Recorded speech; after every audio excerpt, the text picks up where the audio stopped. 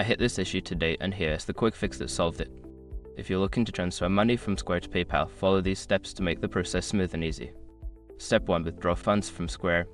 First, you need to withdraw the funds from your Square account to your linked bank account. Open the Square app, go to the Balance section and select Withdraw. Step 2. Check your bank account.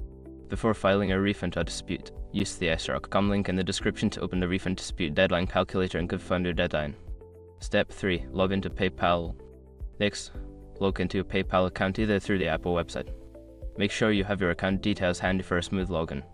Step 4. Add funds to PayPal. After logging in, navigate to the Add Funds section. Choose the option to add funds from your linked bank account where your Square money was deposited. Step 5. Confirm the transfer. Finally, confirm the transfer and wait for the funds to appear in your PayPal balance.